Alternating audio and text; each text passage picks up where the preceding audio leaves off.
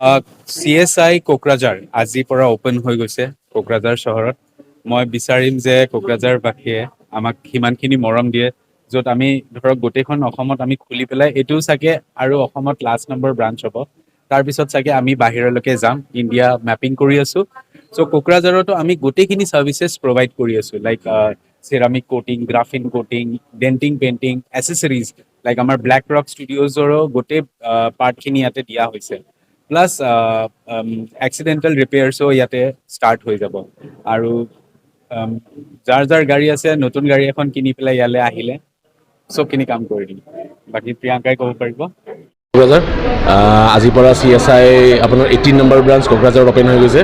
এতিয়া মই থাকিম, এতিয়া সকলো ধৰণৰ আপোনাৰ ডিটেইলিং, এক্সেচৰিজ আৰু body shop, one stop solution for every car.